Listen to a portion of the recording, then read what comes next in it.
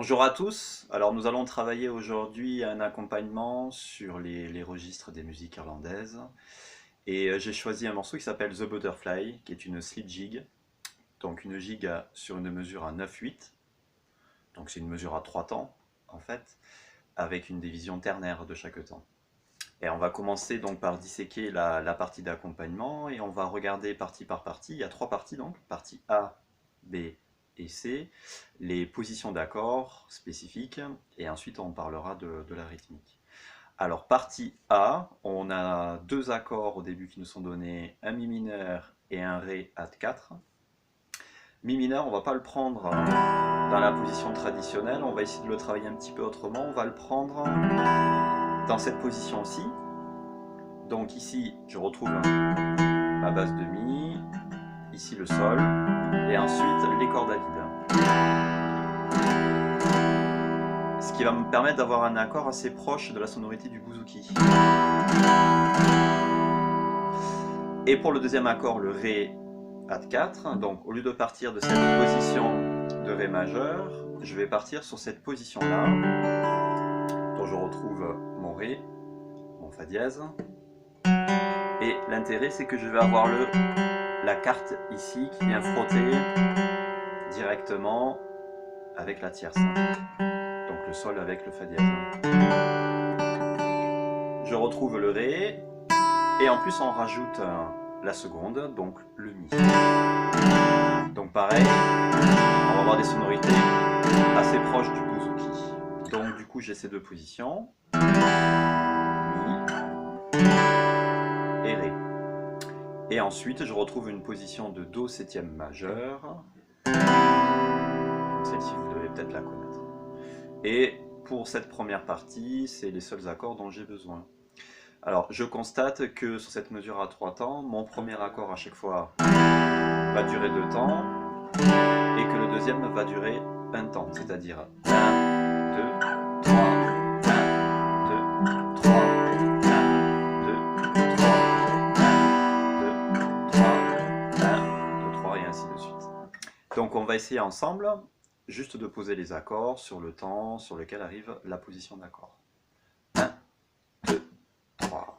1, 2, 3, 1, 2, 3, 1, 2, 3, 1, 2, 3, 1, 2, 3, 1, 2,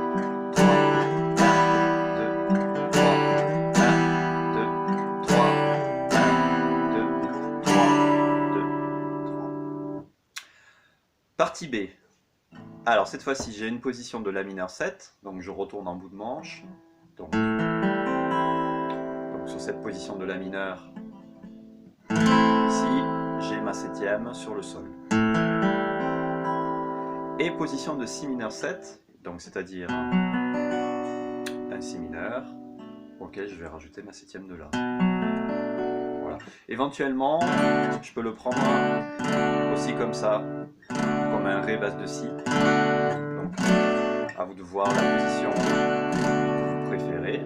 Donc j'ai La mineur 7, Si mineur 7, La mineur 7, Si mineur 7, La mineur 7, Ré sus 2, donc je pars d'un Ré majeur cette fois-ci comme ça, et je viens rajouter la corde à vide de Mi. Et je conclus avec un Si mineur. Et je recommence. La mineur, Si mineur 7, La mineur 7, Si mineur 7, La mineur 7, Ré sus 2, et Si mineur 7. Donc on va essayer cette partie B ensemble. 1, 2, 3. 1, 2, 3. 1, 2, 3. 1, 2, 3. 1, 2, 3. 1, 2, 3. 1, 2, 3. 1, 2, 3. 1, 2, 3. Et pour la partie C du morceau, donc je commence avec un accord de Mi mineur dans sa position classique,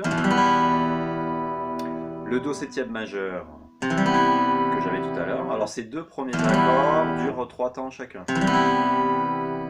Mesure suivante, La mineur 7 et Ré sus 2, tous les deux dans la mesure, 1, 2, 3, et je conclus avec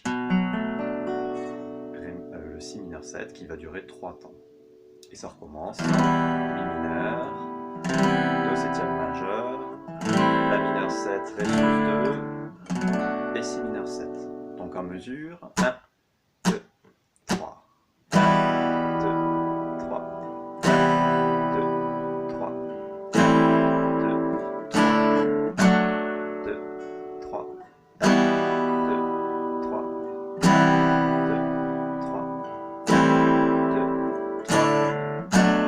2, 3. Donc on va essayer de dérouler l'enchaînement des 3 parties. 1, 2, 3.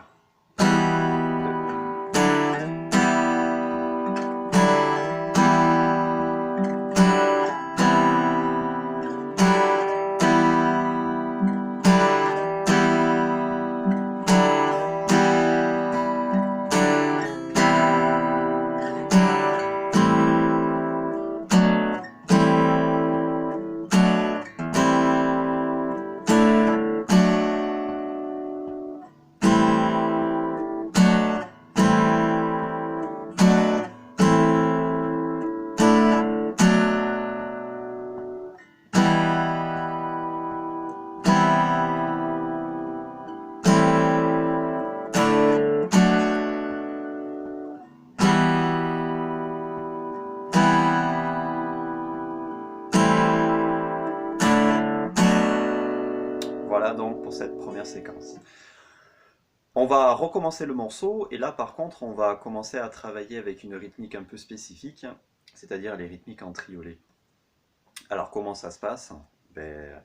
Quand je divise mon temps par 3, 1, 2, 3, et je recommence. 1, 2, 3, 1, 2, 3. Donc pour faire une mesure complète, ça me donne 1, 2, 3, 2, 2, 3, 3, 3, 3.